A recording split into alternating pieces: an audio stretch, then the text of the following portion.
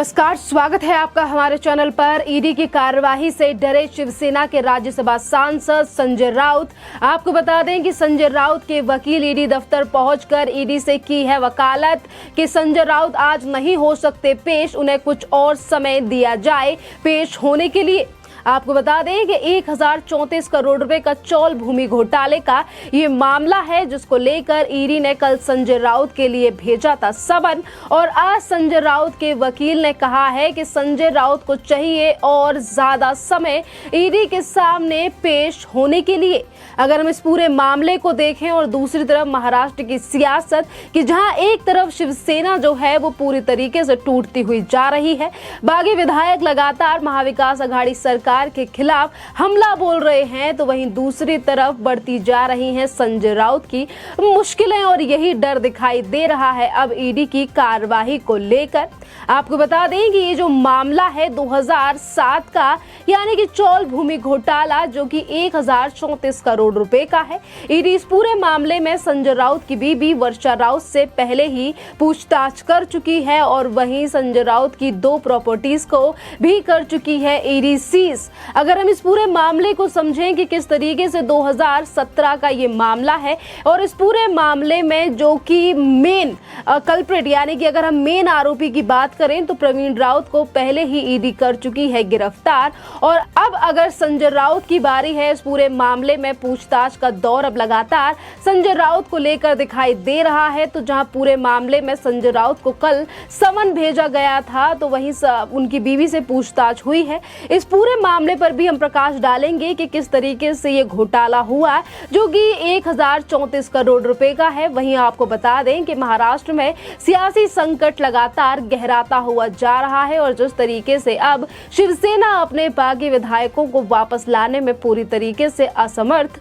दिखाई दे रही है, तो अब ईडी की कार्यवाही में भी संजय राउत को दिखाई दे रही है राजनीति, जिसको लेकर संजय राउत ने कहा कि ये साजिश है और इसीलिए मुझे ईडी की तरफ से समन भेजा गया है। इसी के साथ संजय राउत ने जिस वक्त पर उन्हें समन भेजा गया, संजय राउत ने कहा कि मुझे पता था इस तरीके की चीजें होंगी, मुझे और मेरे परिवार वालों को, मेरे जो जानने वाले हैं उन्हें तंग किया जाएगा, परेशान किया जाएगा, चाहे मुझे फांसी चढ़ा दो या मेरी गर्दन काट दो, पर मैं गुवाहाटी नहीं जाऊंगा। जिस तरह की राजनीतिक हलचल मुंबई में चल रही है, महाराष्ट्र में, देश में चल रही है, तो मुझे पूरा अंदेशा था कि मेरे बारे में मुझे रोकने के लिए, शिवसेना को रोकने के लिए कुछ लोग इकट्ठा आएंगे महाराष्ट्र के खिलाफ और मुझे और मेरे कोई साथी हुए उनको तकलीफ देंगे। लेकिन चाहे आप मुझे कितनी भी तकलीफ दीजिए, मुझे फांसी पर चढ़ाइए, मेरी गर्दन काट लीजिए, मैं गुवाहाटी में जाने वाला नहीं। क्या मैं गुवाहाटी वालों ने दावा, सिंधिया साहब गुवाहाटी बुला रहे हैं कि आपको गुवाहाटी आप आइए। मैं गुवाहाटी जाने वाला नहीं हूँ। मैं आपको बताता हूँ, मैं बाला साहब ठाकरे जी की जो शिवसेना है उनके साथ खड़ा रहूँगा और उनकी साख बचाने के लिए आखिरी सांस तक मैं लड़ता रहूँगा, चाहे मुझे आप गोली मार दो या मुझे जेल डालो। ईडी के दफ्तर जाइए। राउत साहब, कल आप ईडी के दफ्तर जा रहे हैं। मेरे पास कल मेरी अलीबाग में सभा है और भी सभाएं मैंने शेड्यूल की है पार्टी की तरफ से। उसके बाद मैं ईडी से टाइम ले लूँगा, लेकिन ज़रूर मैं ईडी के दफ्तर में जाऊँगा और जो कानूनी प्रक्रिया है उनके सामने जाऊँगा। मैं भागने वाला नहीं हूँ। जिस तरीके से ईडी की जांच को लगातार वो बागी विधायक और अपने ऊपर दबाव बनाने की प्रक्रिया बता रहे हैं, तो वही आपको बता दें कि भारतीय जनता पार्टी के मोहित कंबोज और वहीं दूसरी तरफ अगर बात करें किरीट सोमैया ने भी संजय राउत को लेकर साधा था निशाना। जहां एक तरफ किरीट सोमैया ने किया था जिक्र कि किस तरीके से संजय राउत ने मुझे, मेरे बेटे, मेरी बीवी को जेल में डालने के लिए कोशिश की, पर आज किस तरीके के दिन आ चुके हैं, हिसाब तो देना पड़ेगा संजय राउत। तो वहीं दूसरी तरफ इसी तरीके का कुछ ट्वीट किया गया था मोहित कंबोज की तरफ से कल, जब ईडी की तरफ से समन भेजा गया था संजय राउत को। ये जो मामला है, जो जिस मामले में ईडी ने आज पेश होने के लिए तारीख दी थी संजय राउत के लिए। अगर हम इस पूरे मामले पर नजर डालें तो आपको बता दें कि ये मामला 2017 का है और इसी सिलसिले में गुरु आशीष कंस्ट्रक्शन नाम की HDIL housing development infrastructure limited की सहयोगी कंपनी के निदेशक में से एक प्रवीण राउत को पहले ही गिरफ्तार कर चुका है। प्रवीण राउत का नाम पहले भी PMC बैंक घोटाले में जांच के दौरान सामने आया था, जिसमें सारंग और राकेश वाधवन मुख्य आरोपी थे। इसी के साथ हम आपको बता दें कि प्रवीण राउत की पत्नी माधुरी ने 2010 में शिवसेना सांसद संजय राउत की पत्नी वर्षा राउत को 55 लाख रुपए ब्याज मुक्त यानी कि ब्याज के बिना 55 लाख रुपए का लोन दिया था, जिस पर ब्याज लेने की बात नहीं की गई थी माधुरी की तरफ से, जो कि प्रवीण राउत की पत्नी है। और इस पूरे मामले को लेकर आपको बता दें कि जहां एक तरफ 55 लाख रुपए का लोन दिया गया था, वो भी बिना ब्याज के, माधुरी की तरफ से संजय राउत की बीवी वर्षा राउत को जिसका इस्तेमाल दादर में एक फ्लैट की खरीदने के लिए किया गया था। इसमें म्हाडा की अनुमति के बिना 458 घरों की बुकिंग की बात कही गई है, जिसके माध्यम से उन्होंने 133 करोड़ एकत्रित किए। तो ये पूरा मामला जिस तरीके से आज निकलकर सामने आ रहा है, जहां किस तरीके से घोटाला जो है वो 1034 करोड़ रुपए का 2017 में हुए, और वही जो प्रवीण राउत इस पूरी कंपनी का मालिक था, उसने किस तरीके से करोड़ों की संपत्ति कमाई और उसी में से 55 लाख रुपए दिए गए संजय राउत की बीवी वर्षा राउत को, वो भी बिना ब्याज के। और ये इस पूरे मामले अगर आज निकलकर सामने आ रहे हैं, केंद्रीय एजेंसी ईडी इस पूरे मामले पर जांच कर रही है, तो संजय राउत का कहना है कि उनके खिलाफ जांच एजेंसी जो है वो केंद्र सरकार के कहने पर कार्रवाई कर रही है। और ये पहली बार नहीं है। बात अगर हम प्रवीण राउत की करें या फिर इस पूरे मामले की करें कि किस तरीके से माधुरी जो कि प्रवीण राउत की बीवी है, उन्होंने वर्षा राउत संजय राउत की बीवी जो है उनके लिए 55 लाख रुपए दिए। ये मामला 2020 में सामने आया था और उसके बाद इसी साल 2022 फरवरी में गिरफ्तारी हुई है प्रवीण राउत की, जो कि इस पूरे घोटाले का मास्टरमाइंड था, जो कि मुख्य आरोपी बताया जा रहा है, जिसका नाम PMC से लेकर तमाम बड़े घोटालों में भी सामने आया है। आज किस तरीके से अगर ईडी की तरफ से समन भेजा गया है इस पूरे मामले में ज्यादा जांच पड़ताल करने के लिए संजय राउत को, तो संजय राउत इस पूरे मामले को फिर एक बार राजनीतिक करण करने का सोच रहे हैं ईडी के उस समन का, जिसमें ईडी सिर्फ चीजों को जानना चाहती है। और आपको ये भी बता दें कि जब ये मामला 2020 में ईडी के द्वारा ही खोला गया था और किस तरीके से 55 लाख रुपए वाली बात सामने आई थी, उस समय पर भी बौखला चुके थे संजय राउत और कहा गया था कि मैं नंगा आदमी हूं, मुझसे पंगा मत लेना,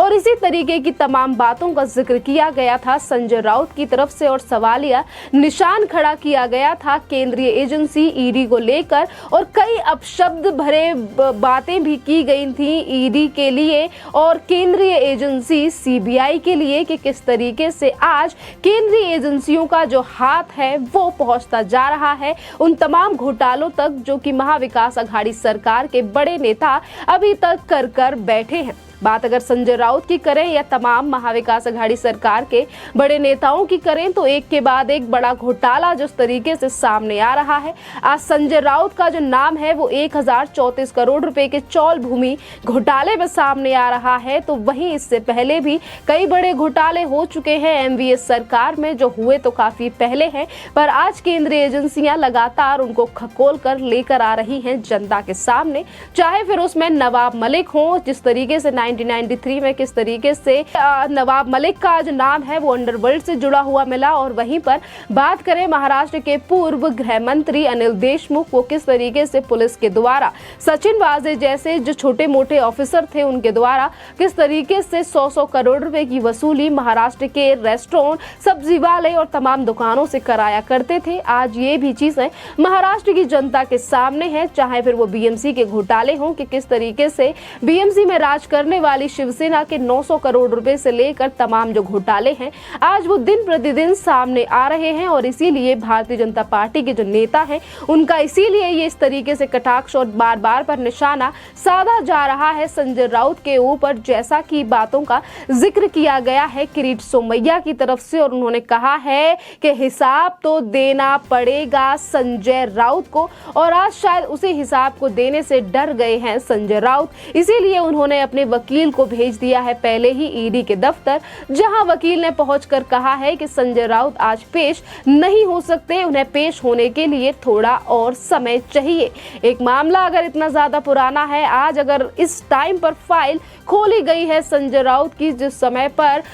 संजय राउत की सरकार कहें या फिर पार्टी, दोनों ही कश्मकश में खड़ी हैं और महाराष्ट्र में किस तरीके से अभी समीकरण बनते हुए नजर आ रहे हैं, उससे तो यही प्रतीत होता है कि महाविकास अघाड़ी सरकार अब जल्द ही गिर ना जाए, क्योंकि अब महाराष्ट्र में जो सियासी गलियारों से लगातार जो खबर आ रही है वो बस यही आ रही है कि जल्द ही अब महाविकास अघाड़ी सरकार जो है वो गिर सकती है, क्योंकि बागी विधायकों का अब बिल्कुल भी मूड नहीं दिखाई दे रहा है कि वो वापस शिवसेना में जाए। और वहीं अगर हम परसेंटेज की बात करें तो 56 विधायकों में से अगर एक साइड 39 है और दूसरी तरफ बचे ही कितने, तो इतने विधायकों में शिवसेना जो है वो बहुमत साबित नहीं कर सकती अगर महाराष्ट्र में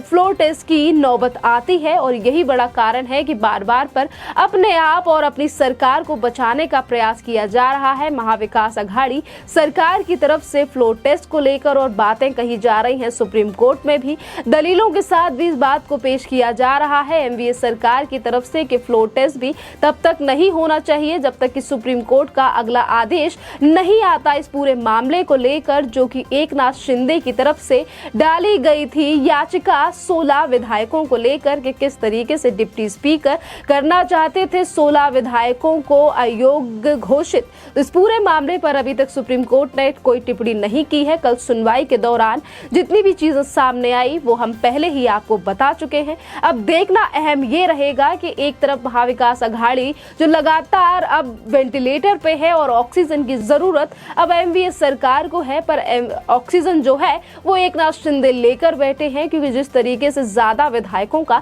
समर्थन उनके पास है। तो अब देखना रोमांचक होगा कि आखिरकार अगला स्टेप क्या होता है एकनाथ शिंदे का, और क्या जवाब देती है ईडी इस पूरी कार्यवाही को लेकर। क्या संजय राउत के वकील को मिल पाएगा समय, और अगली बार अगर संजय राउत पेश होंगे तो क्या फिर से बनाएंगे बहाना, या फिर वो देंगे ईडी के सवालों का जवाब। खैर, इस टॉपिक पर आपका क्या कहना है, आप हमें कमेंट करके जरूर बताइए। धन्यवाद।